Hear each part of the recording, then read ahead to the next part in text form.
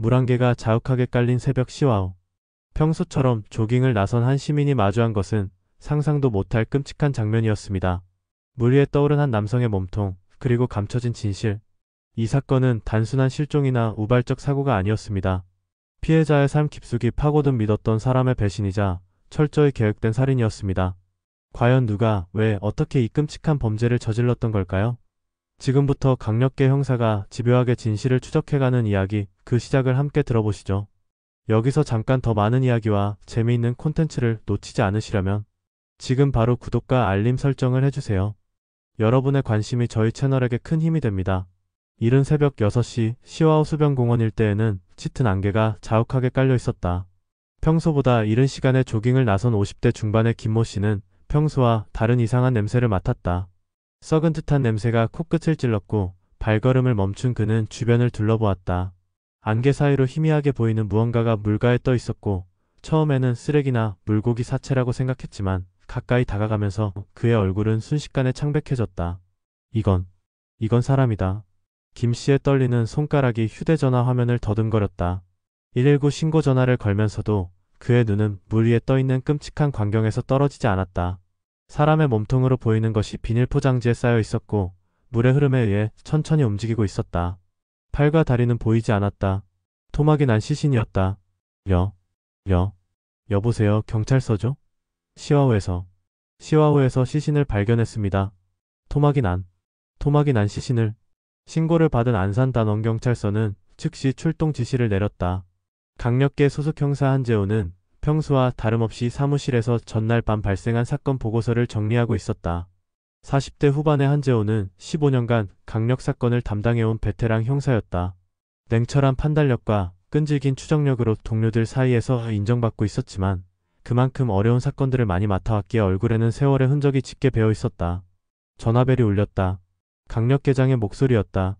재호야, 시와우에서 토막 시신이 발견됐다. 지금 즉시 현장으로 출동해라. 서유진도 함께 데리고 가고. 한재호는 즉시 자리에서 일어났다. 옆 책상에 앉아있던 서유진 형사에게 눈짓을 보냈다. 30대 중반의 서유진은 한재호보다 경력은 짧았지만 뛰어난 관찰력과 피해자, 가족들과의 소통 능력으로 인정받고 있었다. 특히 감정이입이 뛰어나 피해자의 심리를 파악하는 데 탁월한 능력을 보였다. 시와우요? 또 무슨 일이? 토막 시신이라고 한다. 가보면 알겠지. 두 형사는 수사 차량에 올라탔다. 시와우까지는 약 20분 거리였다. 차 안에서 한재호는 과거 담당했던 유사 사건들을 떠올렸다. 토막 살인 사건은 대부분 계획적이고 치밀한 범죄였다. 범인이 증거 인멸을 위해 시신을 훼손하는 경우가 많았고 그만큼 수사도 어려웠다. 피해자의 신원 파악부터 시작해서 범인을 특정하기까지 상당한 시간이 걸리는 것이 일반적이었다.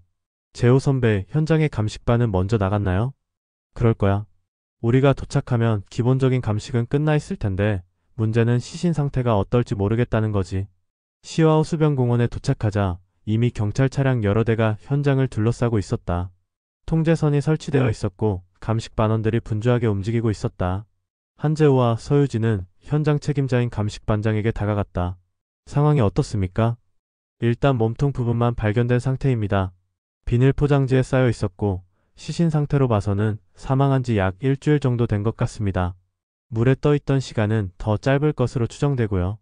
감식반장의 설명을 들으며 한재호는 현장을 자세히 관찰했다. 시와우는 인공호수로 조수간만의 차이가 있어 시신의 이동 경로를 추적하기가 복잡했다. 범인이 시신을 유기한 지점과 발견된 지점이 다를 가능성이 높았다. 사인은 무엇으로 추정됩니까? 정확한 건 부검을 해봐야 알겠지만 외상으로 인한 사망일 가능성이 높습니다. 목 부분에 자상이 있고 출혈량도 상당했던 것 같습니다. 서유진이 주변을 살펴보며 질문했다. 다른 신체 부위는 발견되지 않았나요? 아직까지는 없습니다. 수색 작업을 계속 진행하고 있는데 물의 흐름을 고려하면 상당히 넓은 범위를 수색해야 할 것 같습니다. 한재호는 현장에서 발견된 증거물들을 확인했다. 시신을 포장했던 비닐은 일반적으로 시중에서 구할 수 있는 검은색 쓰레기 봉투였다.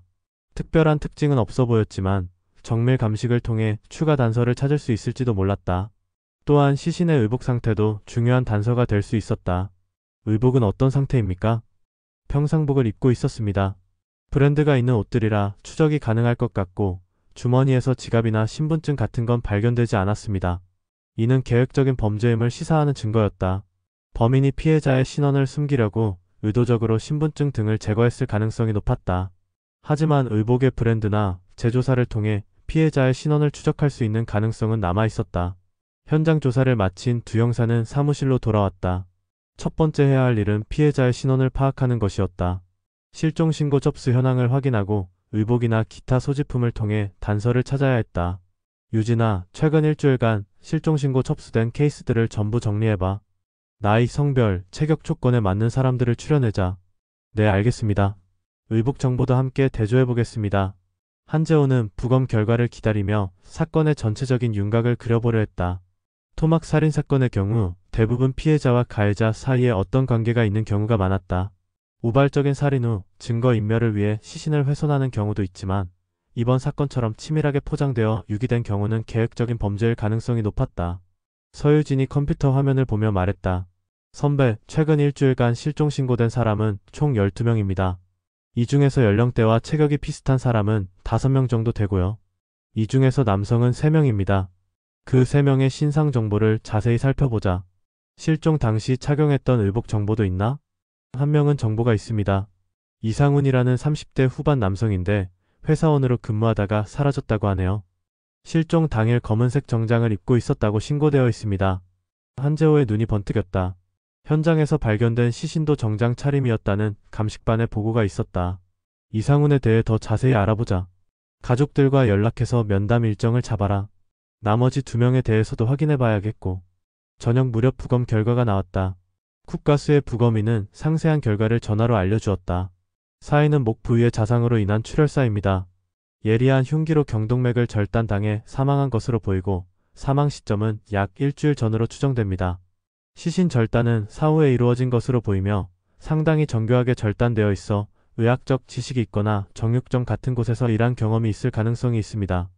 다른 특이사항은 없습니까? 손톱 밑에서 다른 사람의 피부 조직이 발견됐습니다. DNA 분석을 진행하면 범인의 단서를 찾을 수 있을 것 같습니다. 그리고 이 내용물을 보면 사망 직전에 식사를 한 것 같은데 중국 음식점에서 파는 짜장면 같은 음식을 섭취한 흔적이 있습니다. 이는 중요한 단서였다. 피해자가 사망 직전에 어디서 무엇을 했는지 추적할 수 있는 실마리가 생긴 것이었다. 또한 손톱 밑의 조직은 범인을 특정할 수 있는 결정적인 증거가 될 수 있었다. 한재호는 서유진과 함께 이상훈의 가족을 만나기로 했다. 이상훈의 아내 박미영 씨는 30대 중반의 여성으로 남편이 실종된 후 계속 수소문을 하고 있었다고 했다. 남편이 정말 그 시신이 맞나요? 박미영 씨의 목소리는 떨리고 있었다. 서유진이 조심스럽게 대답했다. 아직 정확하게 확인된 것은 아닙니다. 하지만 실종 당시 상황과 일치하는 부분이 있어서 확인차 연락드린 겁니다. 남편분에 대해 몇 가지 여쭤봐도 될까요? 네, 물어보세요. 실종 당일 남편분의 행적을 알고 계시나요? 평소와 다름없이 출근했어요. 회사는 서울에 있는 건설회사고 오후 7시쯤 퇴근한다고 연락이 왔었는데 그게 마지막이었어요. 한재호가 질문을 이어갔다. 퇴근 후에 어디 들를 곳이 있었나요? 친구를 만난다거나 회식이 있다거나 특별한 약속은 없었던 것 같아요. 그런데 요즘 남편이 좀 이상했어요. 어떻게 이상했다는 말씀이세요? 박미영 씨는 잠시 망설이다가 입을 열었다. 돈 문제로 고민이 많았던 것 같아요. 전화 통화를 할 때도 누군가한테 돈 이야기를 하는 걸 몇 번 들었고 최근에 투자한 것 때문에 손해를 많이 봤다고 하더라고요. 어떤 투자였는지 아세요? 자세히는 모르겠지만 주식이나 코인 같은 걸 했던 것 같아요. 금액이 꽤 컸나 봐요. 2천만 원 정도 손해를 봤다고 들었거든요. 이는 새로운 단서였다. 2천만 원이라는 큰 금액의 손실은 충분히 살인 동기가 될 수 있었다. 투자 사기나 금전 거래와 관련된 갈등이 살인으로 이어졌을 가능성이 있었다. 사건은 점점 복잡해지고 있었다. 단순한 토막 살인 사건이 아니라 금전적 동기가 개입된 계획적인 범죄일 가능성이 높아졌다. 한재호와 서유진은 이상훈의 금전 거래 내역과 최근 만났던 사람들을 추적해야 했다. 범인은 이미 일주일의 시간을 벌었고 증거인멸에 충분한 시간을 가졌을 것이었다. 하지만 한재호는 포기하지 않았다. 15년간의 경험으로 알고 있었다. 아무리 치밀한 범죄라도 반드시 허점이 있다는 것을. 그리고 그 허점을 찾아내는 것이 바로 형사의 역할이라는 것을. 밤이 깊어가는 사무실에서 두 형사는 계속해서 자료를 정리하고 있었다. 내일부터는 본격적인 수사가 시작될 것이었다. 이상훈의 직장 동료들과 지인들을 만나고 그의 금전 거래 내역을 추적하며 그가 마지막으로 간 곳들을 하나씩 찾아가야 했다. 한재호는 창밖을 바라보며 생각했다. 누군가의 아들이자 남편이었던 이상훈. 그의 마지막 순간은 얼마나 절망적이었을까. 그리고 지금 어딘가에서 자신의 범행이 발각될까봐 전전긍긍하고 있을 범인. 그는 반드시 그 범인을 찾아내야 했다. 다음날 오전 9시 한재우와 서유진은 이상훈이 근무했던 건설회사 대한종합건설을 찾았다. 강남구 역삼동에 위치한 이 회사는 중견건설업체로 약 200여 명의 직원이 근무하고 있었다. 두 형사는 먼저 인사팀장과 면담을 진행했다. 이상훈 과장님이 정말 그런 일을 당하셨나요? 믿을 수가 없네요. 인사팀장 최모 씨는 충격을 감추지 못했다. 한재호는 차분하게 질문을 이어갔다. 이상훈 씨의 평소 근무 태도는 어땠습니까? 동료들과의 관계는 원만했나요? 네, 아주 성실한 직원이었습니다. 입사한 지 8년 정도 됐는데 한 번도 문제를 일으킨 적이 없어요. 동료들과도 잘 지냈고 상사들의 평가도 좋았습니다. 서유진이 추가로 질문했다. 최근에 변화된 모습은 없었나요? 스트레스를 받는다거나 누군가와 갈등이 있었다거나? 글쎄요. 생각해보니 최근 한 달 정도는 좀 우울해 보였어요. 점심시간에도 혼자 있는 경우가 많았고 전화통화를 자주 하더라고요. 업무와 관련된 통화는 아닌 것 같았는데 한재호는 이상훈의 직속 상사인 김 부장과도 면담을 가졌다. 김 부장은 50대 초반의 베테랑 건설 엔지니어로 이상훈과 가장 가까이 지낸 상사였다. 상훈이가 요즘 투자 때문에 고민이 많았던 것 같아요. 정확히 뭘 했는지는 모르겠지만 상당한 금액을 잃었다고 하더라고요. 어떤 투자였는지 혹시 들으신 적이 있나요? 암호화폐 관련된 거였던 것 같은데 누군가한테 투자를 권유받아서 했다가 사기를 당한 것 같더라고요. 정확한 금액은 모르겠지만 2천만 원 넘게 날렸다고 했어요. 서유진이 메모를 하며 질문했다. 그 투자를 권유한 사람이 누군지 아시나요? 직접 듣지는 못했는데 대학 동창이라고 했던 것 같아요. 최근에 만나서 좋은 투자처를 소개해준다고 해서 믿고 맡겼는데 알고 보니 사기였다는 거죠. 이는 중요한 단서였다. 대학 동창이라는 인물이 이상훈을 투자 사기로 속였고 이것이 살인의 동기가 되었을 가능성이 높았다. 두 형사는 이상훈의 대학 동창들을 추적해야 했다. 회사를 나온 두 형사는 이상훈의 모교인 서울의 한 대학교 동문회 사무실을 찾았다. 동문회 간사는 친절하게 졸업생 명단을 확인해 주었다. 이상훈 씨와 같은 학과 동기는 총 45명입니다. 이 중에서 최근에 연락을 주고받은 사람이 있을 텐데. 한재호는 명단을 살펴보며 각 동창들의 현재 직업과 연락처를 확인했다. 이 중에서 금융업계나 투자 관련 업종에 종사하는 사람들을 우선적으로 체크해야 했다. 이 명단 중에서 투자나 금융 관련 일을 하는 사람들이 있나요? 몇 명 있죠. 여기 박진호 씨는 증권회사에 다니고 이쪽 정민수 씨는 투자자문회사를 운영한다고 들었어요. 그리고 여기 한 명 더 있네요.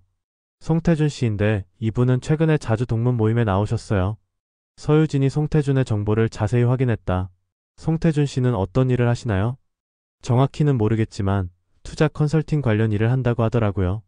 최근 동문 모임에서 좋은 투자처가 있다며 여러 사람들에게 이야기하는 걸 봤어요. 한재호의 직감이 말하고 있었다. 송태준이 바로 이상훈을 투자 사기로 속인 인물일 가능성이 높았다. 두 형사는 즉시 송태준의 신상 정보를 확인하기 시작했다. 송태준은 30대 후반의 남성으로 최근 몇 년간 여러 차례 사기 혐의로 수사기관의 조사를 받은 전력이 있었다. 하지만 교묘한 수법으로 처벌을 받지 않았던 것으로 확인되었다. 현재 서울 서초구에 거주하며 미래투자 컨설팅이라는 개인 사업체를 운영하고 있었다.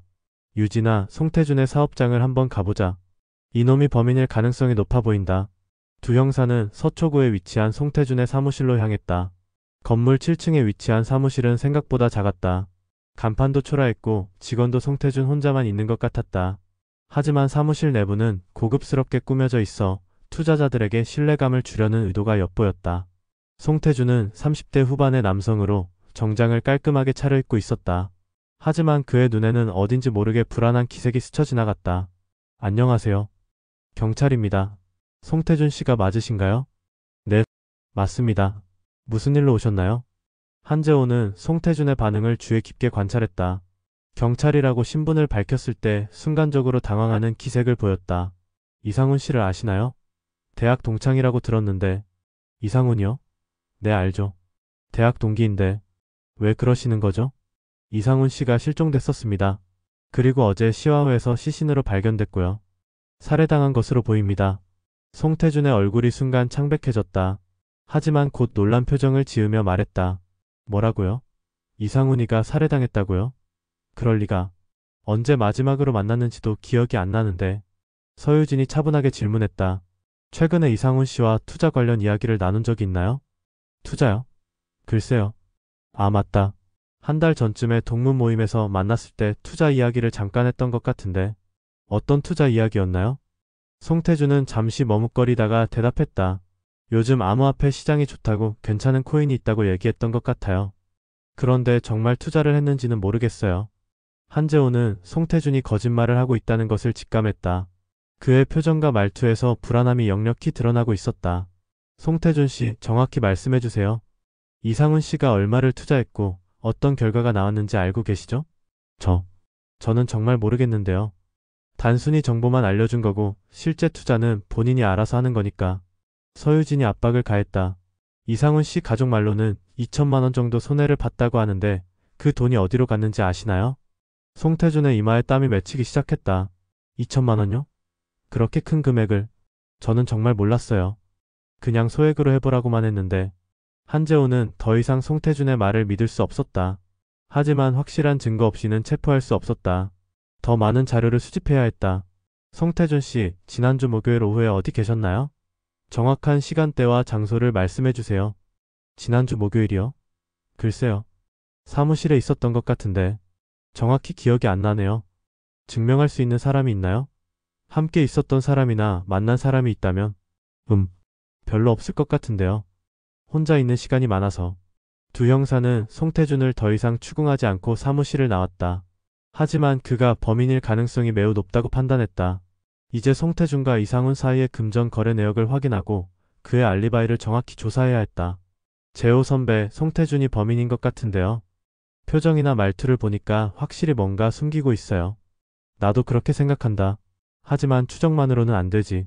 확실한 증거를 찾아야 해. 두 형사는 이상훈과 송태준의 계좌 거래 내역 조회를 요청했다. 또한 이상훈의 휴대전화 통화 기록도 확인해야 했다. 통신사의 수사 협조를 요청하여 최근 한 달간의 통화 내역을 확보하기로 했다. 오후 늦게 이상훈의 통화 기록이 도착했다. 예상대로 송태준과의 통화가 빈번하게 있었다. 특히 실종 당일에도 오후 5시경에 송태준과 10분간 통화한 기록이 있었다. 유진아, 이것 봐. 실종 당일 오후 5시에 송태준과 통화했어. 그리고 오후 6시에 또 한 번 통화했네. 그럼 이상훈 씨가 사라지기 직전에 송태준과 연락을 했다는 얘기네요.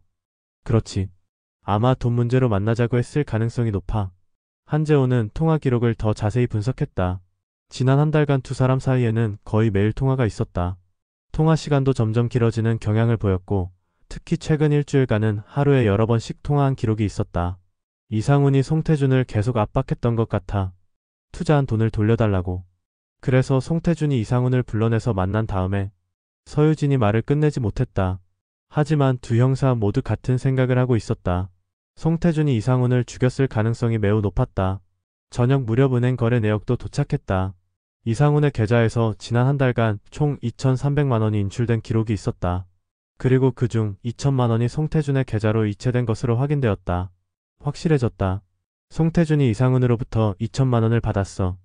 투자 명목으로. 그런데 그 돈이 실제로 투자됐는지 확인해야겠어요. 만약 송태준이 그 돈을 다른 용도로 썼다면. 한재호는 송태준의 계좌 거래 내역도 확인했다. 놀랍게도 이상훈으로부터 받은 2천만 원은 이틀 만에 모두 인출되어 있었다. 그리고 그 돈의 행방을 추적해보니 대부분이 도박 사이트와 사행성 게임 업체로 흘러간 것으로 확인되었다. 이놈이 이상훈의 돈을 투자한 게 아니라 도박에 써버렸네. 그럼 완전히 사기잖아요. 이상훈 씨가 그 사실을 알았다면 당연히 화가 났을 거고. 송태준을 다시 불러오자. 이번에는 확실한 증거가 있으니까 실토할 거야. 다음날 오전 한재호와 서유진은 송태준을 경찰서로 불러들였다. 참고인 신분이었지만 사실상 피의자 조사나 다름없었다. 송태준 씨, 어제 말씀하신 내용과 다른 사실들이 확인됐습니다. 정직하게 말씀해주세요. 한재호가 은행 거래 내역을 송태준 앞에 펼쳐 보였다. 이상훈 씨로부터 2천만 원을 받으셨죠? 투자 명목으로? 송태준의 얼굴이 창백해졌다. 그건. 그리고 그 돈을 투자한 게 아니라 도박 사이트에서 다 잃어버리셨죠? 아닙니다. 그게 아니라 서유진이 통화 기록을 보여주며 말했다. 이상훈 씨와의 통화 기록도 다 확인됐습니다. 실종 당일에도 2번이나 통화하셨죠? 무슨 이야기를 나누셨나요? 송태준은 더 이상 변명할 수 없다는 것을 깨달았다. 하지만 여전히 살인은 부인했다. 돈은 맞습니다. 이상훈이한테 투자하라고 해서 받았는데 잠깐 다른 곳에 써버린 거예요. 곧 갚으려고 했는데. 이상훈 씨가 돈을 돌려달라고 했을 때 어떻게 대답하셨나요? 시간을 달라고 했죠. 조금만 기다리면 갚겠다고. 하지만 이상훈 씨는 계속 압박했죠. 매일 전화해서 돈을 돌려달라고? 송태준이 고개를 끄덕였다. 네, 그렇습니다. 이상훈이가 계속 전화해서 돈이 급하다고 당장 갚지 않으면 가만두지 않겠다고. 한재호가 결정적인 질문을 던졌다. 그래서 이상훈 씨를 만나자고 했던 거죠? 지난주 목요일에? 송태준의 눈이 흔들렸다. 이제 거짓말을 할 수 없다는 것을 알고 있었다. 만나긴 했습니다. 하지만 죽이지는 않았어요. 정말 죽이지 않았다고요. 드디어 송태준이 이상훈과 만났다는 사실을 실토했다. 이제 남은 것은 살인 사실을 자백받는 것이었다.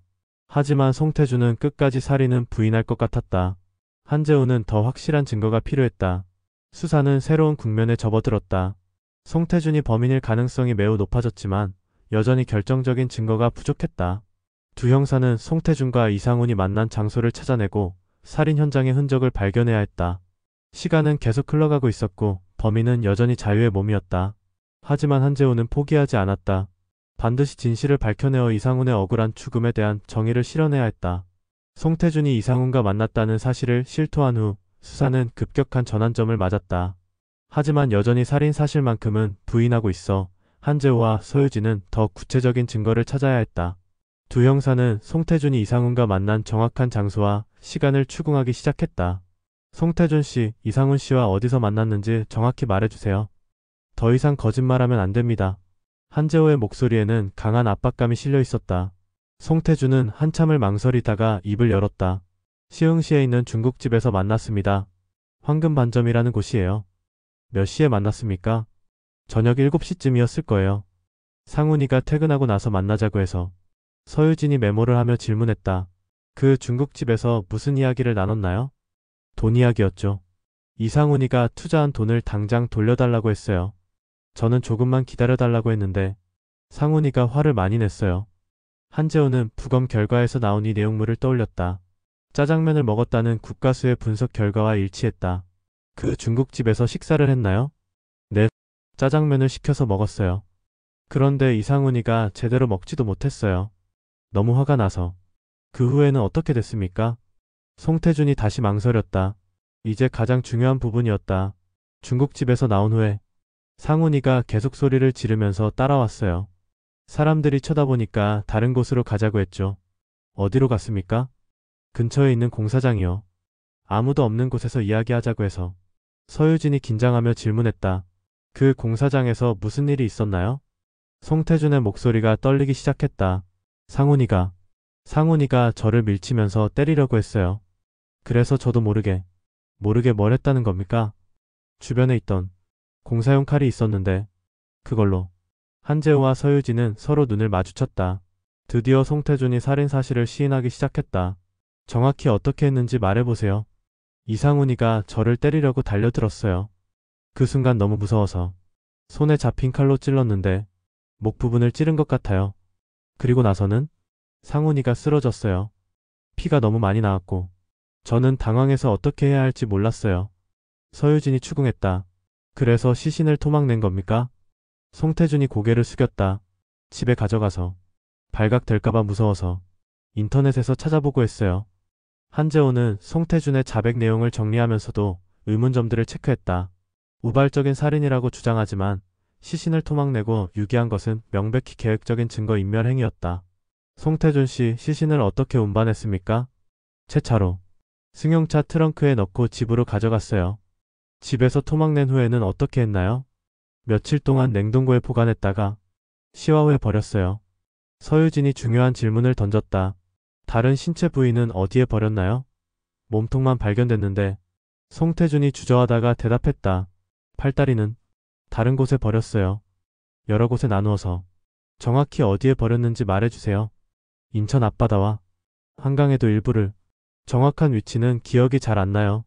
한재호는 송태준의 자백을 받았지만 여전히 확인해야 할 것들이 많았다. 범행 현장인 공사장을 찾아가야 했고 송태준의 집에서 증거품을 수색해야 했다. 또한 나머지 신체 부위도 찾아야 했다. 송태준 씨 공사장 정확한 위치를 알려주세요. 그리고 집 주소도 다시 확인하겠습니다. 두 형사는 즉시 송태준을 긴급 체포했다. 송태준은 체포되면서도 계속해서 우발적인 범죄였다고 주장했다. 오후에 한재호와 서유진은 감식반과 함께 송태준이 말한 공사장으로 향했다. 시흥시에 위치한 아파트 건설 현장이었다. 저녁 시간대에는 작업자들이 없어 인적이 드문 곳이었다. 여기가 범행 현장으로 추정되는 곳입니다. 감식반장이 현장을 살펴보며 말했다. 송태준의 말대로라면 이 근처에서 살인이 일어났을 텐데 일주일이 지난 지금도 혈흔이 남아있을 가능성이 있습니다. 감식반원들이 루미놀 시약을 사용하여 혈흔을 찾기 시작했다. 다행히 비가 오지 않았던 덕분에 여전히 미세한 혈흔들이 남아있었다. 특히 공사용 컨테이너 뒤편에서 상당량의 혈흔이 발견되었다. 여기서 대량 출혈이 있었던 것 같습니다. 패턴을 보면 목 부위에서 분출된 혈액의 흔적이 확실해 보입니다. 한재호는 현장을 자세히 관찰했다. 송태준의 자백 내용과 현장 상황이 대체로 일치했다. 하지만 여전히 의문점이 있었다. 유진아, 뭔가 이상하지 않나? 우발적인 범죄치고는 너무 치밀하게 증거를 인멸했어. 저도 그렇게 생각해요. 시신을 토막내고 여러 곳에 나누어 버린 것은 계획적인 행동이에요. 서유진의 말이 맞았다. 일반인이 패닉 상태에서 시신을 이렇게 체계적으로 처리하기는 어려웠다. 송태준이 미리 계획을 세웠거나 아니면 이전에도 유사한 경험이 있을 가능성이 있었다. 두 형사는 송태준의 집으로 향했다. 수색영장을 발부받아 정식으로 가택 수색을 진행할 예정이었다. 송태준의 집은 서울 서초구의 원룸 오피스텔이었다. 집안에 들어서자 이상한 냄새가 났다. 표백제와 세제 냄새가 진하게 배어 있었다. 송태준이 증거인멸을 위해 집안을 깨끗하게 청소한 것 같았다. 냉동고를 확인해 봅시다. 감식반원이 냉동고를 열자 여전히 미세한 혈흔이 남아있었다. 루미놀 반응으로 확인한 결과 상당량의 혈액이 있었던 흔적이 발견되었다. 여기서 시신을 보관했던 게 확실합니다. 또한 싱크대 배수구에서도 혈흔이 발견되었다. 송태준이 시신을 토막낸 후 이곳에서 씻어낸 것으로 보였다. 칼은 어디에 있을까요? 서유진이 부엌을 뒤지자 식칼 세트에서 하나가 빠져 있었다. 송태준이 범행에 사용한 칼을 버렸을 가능성이 높았다. 송태준한테 칼 버린 곳을 물어봐야겠어. 저녁에 두 형사는 다시 송태준을 조사했다. 집에서 발견된 증거들을 제시하자 송태준은 더 이상 부인할 수 없었다. 칼은 어디에 버렸습니까? 한강에. 한강에 버렸어요. 정확한 위치는? 반포대교 근처에서 던졌어요. 한재호는 송태준의 휴대전화 위치 추적 기록도 확인했다. 실제로 살인 당일 밤 반포대교 근처에 있었던 기록이 남아있었다. 송태준 씨, 정말 우발적인 범죄였습니까? 미리 계획한 것은 아니고요. 정말 우발적이었어요. 이상훈이가 저를 때리려고 해서 순간적으로. 하지만 한재호는 여전히 의심스러웠다. 송태준의 행동 패턴을 분석해보니 너무 체계적이었다. 일반인이 패닉 상태에서 할 수 있는 행동의 범위를 넘어서고 있었다. 과거에도 이런 일이 있었나요? 다른 사람과 금전 거래 과정에서 문제가 생긴 적이? 송태준의 표정이 변했다. 그런 적은 없어요. 서유진이 송태준의 과거 수사 기록을 확인했다. 놀랍게도 2년 전에도 투자 사기 관련으로 수사를 받았는데 그때 피해자도 갑자기 고소를 취하했던 기록이 있었다. 2년 전 김모 씨 사건은 뭡니까? 그때도 투자 사기였죠. 송태준이 당황하며 대답했다. 그건 오해였어요. 나중에 다 풀린 일이고. 김모 씨가 갑자기 고소를 취하했는데 혹시 협박을 했습니까? 아닙니다. 그냥 오해가 풀린 거예요. 한재호는 김모 씨를 찾아가 볼 필요가 있다고 생각했다. 혹시 송태준이 과거에도 유사한 범죄를 저질렀을 가능성이 있었다. 다음날 두 형사는 2년 전 송태준에게 사기를 당했던 김모 씨를 만났다. 50대 중반의 김 씨는 당시 상황을 떠올리며 떨리는 목소리로 말했다. 송태준 그 자식이 제가 계속 돈을 돌려달라고 하니까 협박을 했어요. 어떤 협박을 했습니까? 가족들한테 해를 끼치겠다고. 그리고 제가 혼자 있을 때 갑자기 나타나서 무서운 말들을 했어요. 그래서 고소를 취하할 수밖에 없었죠. 서유진이 자세히 물었다. 구체적으로 어떤 말을 했나요? 사람을 죽이는 건 생각보다 쉽다고. 그리고 시체를 없애는 방법도 여러 가지가 있다고. 정말 무서웠어요. 한재호와 서유진은 서로 눈을 마주쳤다. 송태준이 이미 2년 전부터 살인과 시체 유기에 대해 생각하고 있었다는 증거였다. 김모 씨, 혹시 그때 얼마나 피해를 보셨나요? 800만 원 정도. 제 전 재산이었는데. 두 형사는 확신했다. 송태준은 상습적인 사기꾼이며 이번 이상훈 살인 사건도 우발적인 것이 아니라 어느 정도 계획된 범죄였다는 것을. 수사본부로 돌아온 한재호는 송태준을 다시 불러들였다. 이번에는 김모 씨의 증언을 바탕으로 추궁할 예정이었다. 송태준 씨, 2년 전 김모 씨한테 한 말들을 기억하시나요? 사람 죽이는 방법과 시체 없애는 방법에 대해 이야기했죠.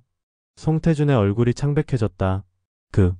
그건 그냥 농담이었어요. 농담으로 사람을 협박했다는 말입니까? 그리고 이번에 이상훈 씨에게 그 농담을 실행에 옮긴 거고요? 아닙니다. 정말 우발적이었다고요. 하지만 송태준의 주장은 더 이상 설득력이 없었다. 과거의 행동 패턴과 이번 사건의 수법이 너무 유사했다. 서유진이 결정적인 질문을 던졌다. 송태준 씨, 이상훈 씨 말고 다른 피해자도 있지 않습니까? 돈을 받고 갚지 않은 사람들 말이에요. 송태준이 머뭇거렸다. 그의 표정에서 무언가를 숨기고 있다는 것이 역력히 드러났다. 다른 사람은 없어요. 하지만 한재호는 포기하지 않았다. 송태준의 금융거래 내역을 더 자세히 조사하면 다른 피해자들이 나올 가능성이 높았다. 그리고 그들 중에서도 이상훈처럼 돈을 돌려달라고 압박했던 사람이 있을 수 있었다. 수사는 새로운 국면을 맞고 있었다. 단순한 투자 사기 살인 사건이 아니라 연쇄 사기와 협박, 그리고 계획적 살인 사건으로 확대될 가능성이 보였다. 한재호와 서유진은 송태준의 모든 금전 거래를 추적하고 추가 피해자가 있는지 확인해야 했다. 밤이 깊어가는 사무실에서 두 형사는 계속해서 자료를 정리하고 있었다. 송태준이라는 한 사람의 탐욕이 얼마나 많은 사람들을 피해자로 만들었는지 그 전모를 밝혀내야 했다. 그리고 이상훈의 죽음에 대한 정확한 진실을 규명해야 했다. 한재호는 창밖을 바라보며 생각했다. 곧 모든 진실이 밝혀질 것이다. 그리고 송태준은 자신의 죄값을 치러야 할 것이다. 송태준의 과거 행적을 추적하던 중 한재호와 서유진은 더욱 충격적인 사실들을 발견하게 되었다. 송태준의 지난 3년간 계좌 거래 내역을 분석한 결과 총 11명의 피해자로부터 약 1억 3천만 원의 돈을 편취한 것으로 드러났다. 각각의 피해 금액은 500만 원부터 3천만 원까지 다양했지만 모두 투자 수익을 보장한다는 명목으로 돈을 받은 후 도박이나 개인 용도로 사용한 것이 확인되었다. 재호 선배, 이건 단순한 사기가 아니라 상습적인 범죄네요. 3년 동안 이렇게 많은 사람들을 속였다니. 서유진은 피해자 명단을 정리하며 혀를 찼다. 대부분이 송태준의 대학 동창이나 지인들이었고 신뢰관계를 이용해 접근한 것이 명확했다. 그런데 문제는 이 피해자들 중에서 이상훈처럼 강하게 돈을 돌려달라고 요구한 사람이 또 있을 수 있다는 거야. 혹시 송태준이 이상훈 외에도 다른 사람을 해쳤을 가능성을 배제할 수 없어. 한재호는 피해자 명단을 하나씩 확인하며 각자의 현재 상황을 파악하기로 했다. 특히 최근 몇 개월간 송태준과 빈번히 연락을 주고받은 사람들을 우선적으로 접촉해야 했다. 첫 번째로 연락한 피해자는 박상민이라는 30대 후반의 회사원이었다.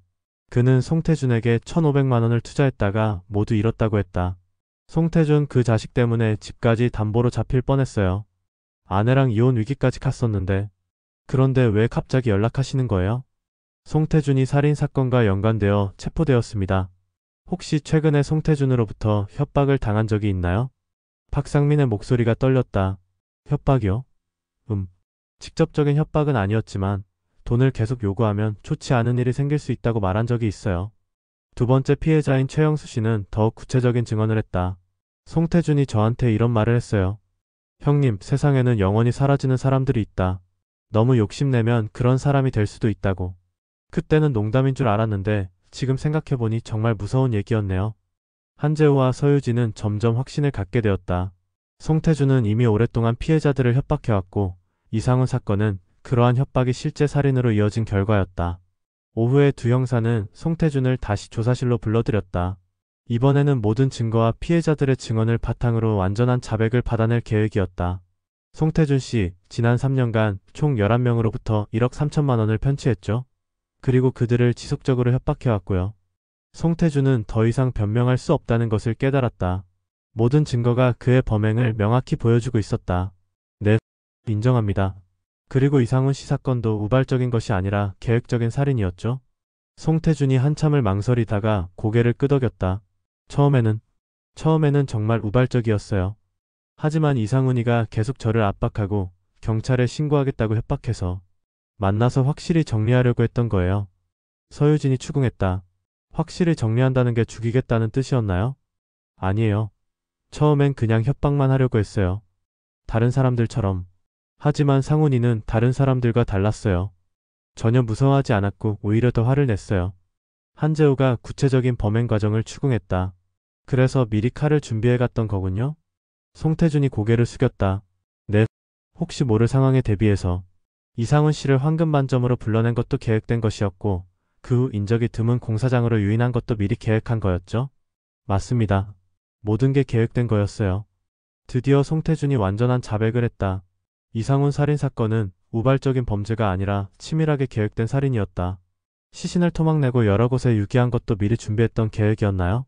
인터넷에서 미리 찾아봤어요. 어떻게 하면 증거를 완전히 없앨 수 있는지. 서유진이 마지막 질문을 던졌다. 다른 피해자들도 해칠 계획이 있었나요? 송태준이 잠시 침묵했다가 대답했다.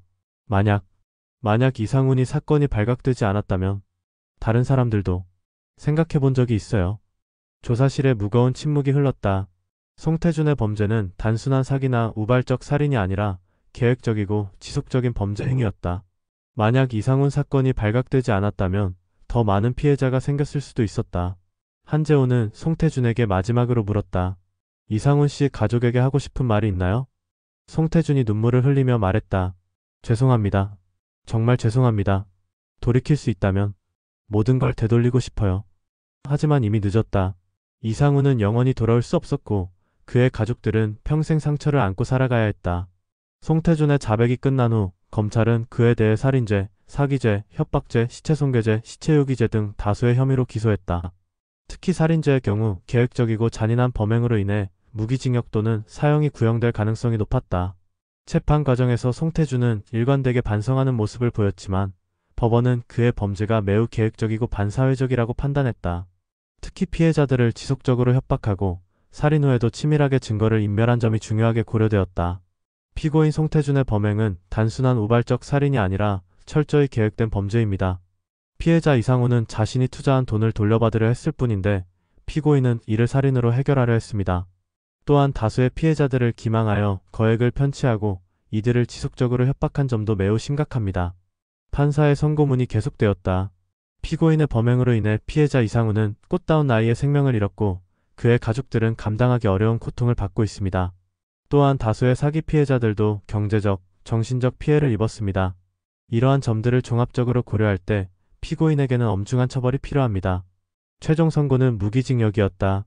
송태준은 평생을 감옥에서 보내게 되었다. 판결 후 한재호와 서유진은 이상훈의 아내 박미영 씨를 만났다.